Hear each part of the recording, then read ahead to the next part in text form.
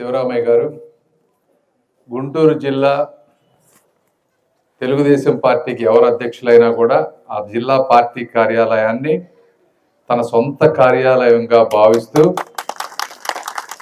అమోఘమైనటువంటి సేవలు అందిస్తూ ఉన్నారు సంవత్సరాలుగా.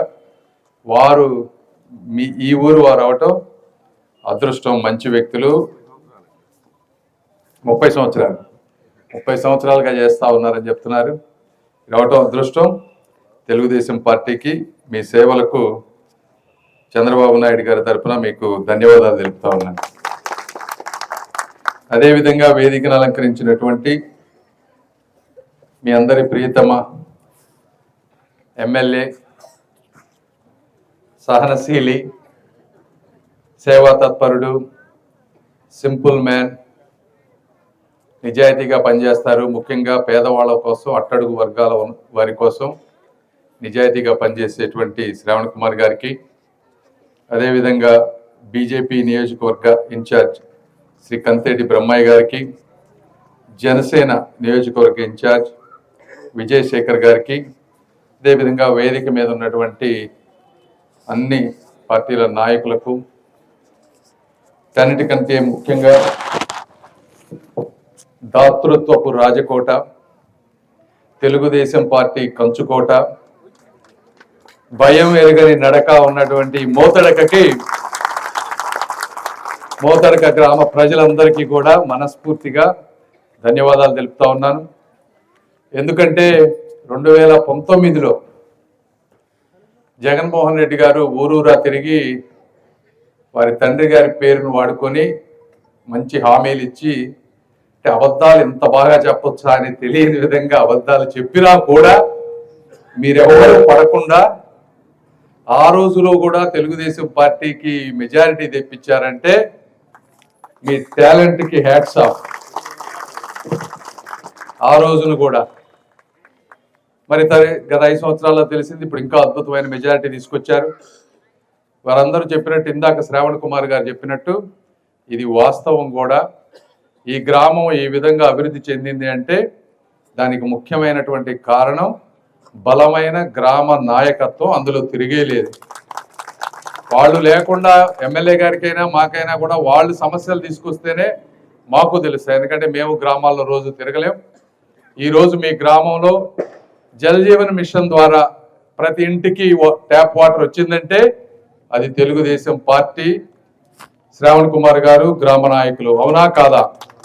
గ్రామంలో ఉన్నటువంటి ప్రతి ఎస్సీ, ఎస్టీ, బీసీ కాలనీలో అద్భుతమైన సిమెంట్ రోడ్లు ఎప్పుడు వచ్చినాయి? 2014-19 మధ్య వచ్చినాయి. ఆ రోజు లోకేష్ గారు పంచాయతీరాజ్ మంత్రిగా ఉన్నారు. జాతీయ ఉపాధి హామీ పథకం నిధులు వాడుకొని శ్రావణ్ కుమార్ గారు వీళ్ళందరూ కలిసి చేస్తే ప్రతి గ్రామంలో ఇటువంటి రోడ్లు ఉన్నాయి. తాడికొండ నియోజకవర్గంలో మీరు ఒక్కసారి ఊహించుకోండి, ఆ రోడ్లు ఆ రోజుల్లో ఆ సిమెంట్ రోడ్లు వేయకపోతే గత 5 సంవత్సరాల్లో జగన్మోహన్ రెడ్డి గారు చేసినటువంటి పరిపాలన ఉండుంటే మీ పరిస్థితి ఎలా ఉండేదో.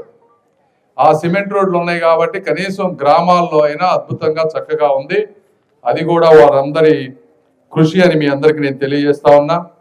అదేవిధంగా ఈరోజు అన్ని చూస్తూ ఉంటే ఈ గ్రామంలో, సరే వాళ్ళు అడగాలి కాబట్టి అది అడుగుతా ఉన్నారు, కానీ ఇది పట్టణంతో సమానంగా ఉంది. ఈ గ్రామం ఎక్కడ పెట్టినా 4-5 అంతస్తులు బిల్డింగ్లు ఉన్నాయి. అద్భుతమైన బిల్డింగ్లు కనిపిస్తా ఉన్నాయి. ఎక్కడికి పోయినా కూడా మంచి షాపింగ్ కాంప్లెక్స్ కట్టారని చెప్తా ఉన్నారు. సరే చిన్న చిన్న 1-2 ఉండొచ్చు, కానీ ఈ గ్రామం చాలా బాగుంది, పట్టణంతో సమానంగా ఉంది. మీ అందరికీ కూడా కృతజ్ఞతలు, అందులో మీ అందరికీ అభినందనలు కూడా. అంత బాగా చేసుకున్నందుకు ఒక గ్రామాన్ని, ఈ గ్రామంలో ఉన్నటువంటి ఒక సమిష్టి వాతావరణం కనిపిస్తూ ఉంది. అన్ని గ్రామాలు కనుక ఈ విధంగా ఉంటే దేశం, వారు చెప్పినట్టు ఇందాక, ఇండియా ఎక్కడో ఉండేది. ఏదేమైనప్పటికీ అది ఈ గ్రామం గురించి. రెండోది, ఈరోజు అందరూ మాట్లాడేటువంటి అమరావతి గురించి మనం మాట్లాడుకోవాలి. ఎందుకంటే మీ పక్కనే ఉంది కాబట్టి. మీరు ఒక్కసారి ఆలోచిస్తే అమరావతి, ఇప్పుడు హైదరాబాద్ చూడండి, హైదరాబాద్ డెవలప్ అవడానికి 30-40 ఏళ్ళు పట్టుండొచ్చు, కానీ దాని గమనం అంతా మారింది మొట్టమొదటిసారిగా హైటెక్ సిటీ పెట్టినప్పుడు. చంద్రబాబు గారి విజన్తో మొదలైంది. ఈ రోజున హైటెక్ సిటీ ప్రాంతంలో 130 నుంచి 140 కోట్ల రూపాయలు ఒక ఎకరం ఉంది. అయితే అక్కడ నుంచి 50 కిలోమీటర్ల దూరంలో కూడా మీరు ఎవరన్నా కావాలంటే వెళ్ళి కొనడానికి ట్రై చేయండి. ఈ రోజున 20-30 కోట్ల రూపాయలు ఒక్కొక్క ఎకరం ఉంది 50 కిలోమీటర్ల దూరంలో. ఈ రోజున అమరావతి కూడా అదే విధంగా డెవలప్ అయితే కొన్ని రోజుల్లో, అంటే ఇమీడియట్ గా ఏదో 2 సంవత్సరాల్లోనో 3 సంవత్సరాల్లో అద్భుతాలు జరుగుతాయని నేను చెప్పను, కానీ ఒక 10 సంవత్సరాలు కనుక మీరు ఓపిక పట్టగలిగితే మీరు కూడా ఊహించని విధంగా ఈ ప్రాంతం డెవలప్ అవబోతా ఉంది. ఈరోజు వచ్చే 2-3 సంవత్సరాల్లో అద్భుతమైన రోడ్లు, అంతర్జాతీయ స్థాయి రోడ్లు. అంటే దానికి ఉదాహరణ ఇప్పుడు అమరావతి సిఆర్డిఏ బిల్డింగ్ చూస్తుంటారు మీరు అందరు వెళ్ళి. బిల్డింగ్ ఒక్కటైనా కూడా అన్నం ఉడికిందా లేదా అని తెలియాలంటే ఒక్క మెతుకు చూస్తే చాలు. ఆ బిల్డింగ్ చూస్తే మీకు అర్థమవుతుంది అక్కడ అమరావతిలో ఏం జరగబోతుంది అనేది. ఇలాంటివి ఈ రోడ్లన్నీ 2-3 సంవత్సరాల్లో అయిపోయి అనుకున్న బిల్డింగ్లన్నీ కూడా కన్స్ట్రక్షన్ మొదలైతే మూమెంటం వస్తుంది, అద్భుతంగా రాబోతున్నాయి. ఎందుకంటే మొన్నే మనం 16 సెంట్రల్ ఇన్స్టిట్యూట్స్ చేయబోయాం.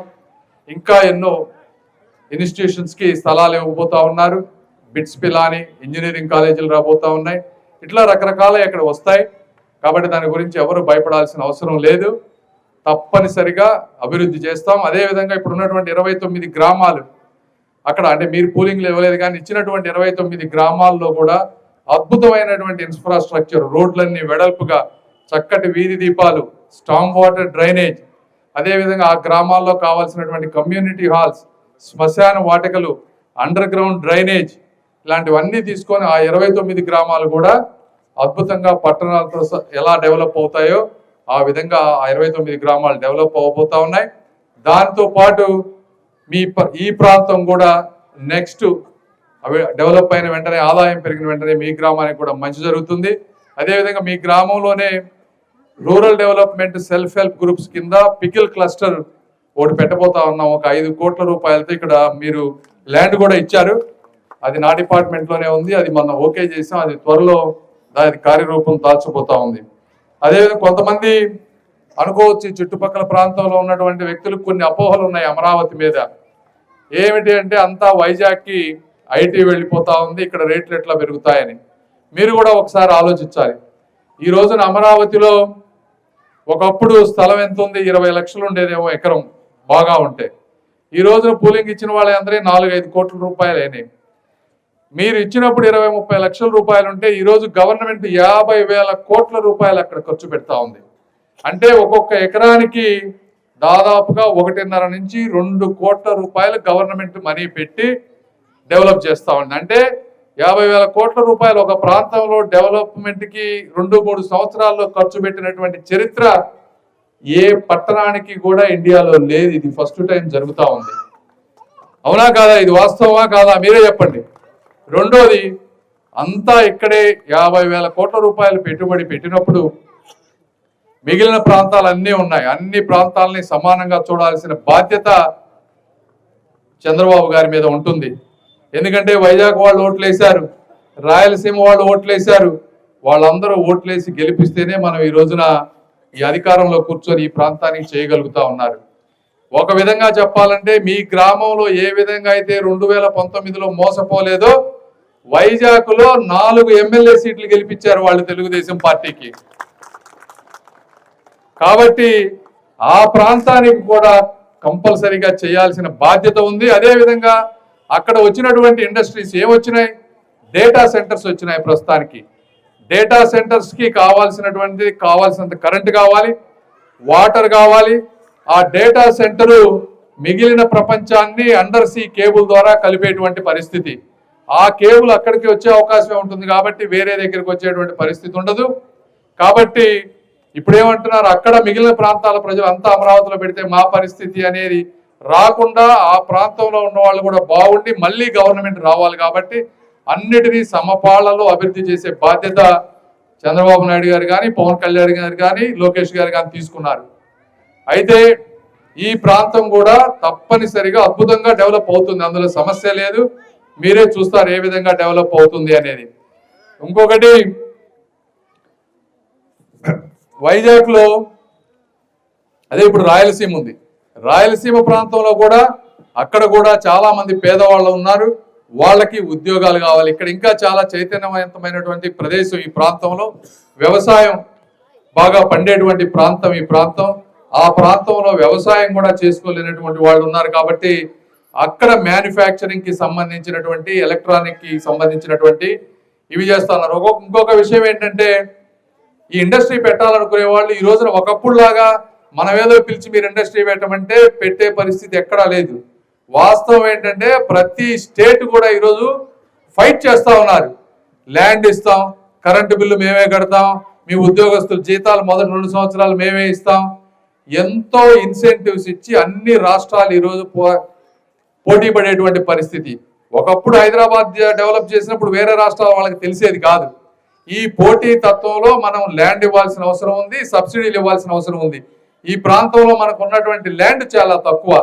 ఈ ల్యాండ్ 5, 10, 20 కోట్ల రూపాయలు విలువ చేసేటువంటి ల్యాండ్ ని 100 ఎకరాలు 200 ఎకరాలు వేరే సంస్థలకు ఇవ్వాలంటే ఇబ్బంది అవుతుంది. అక్కడ ల్యాండ్ రేట్స్ తక్కువ కూడా ఉన్నాయి కాబట్టి వీటన్నిటి దృష్ట్యా అక్కడ డెవలప్ అవుతుంది. రాయలసీమలో కూడా అలా చేస్తా ఉన్నారు కానీ వేరే ఉద్దేశం కాదు అని మీరందరూ తెలుసుకొని అక్కడక్కడ యూట్యూబ్లో మీరు అప్పుడప్పుడు చూస్తూ ఉంటారు.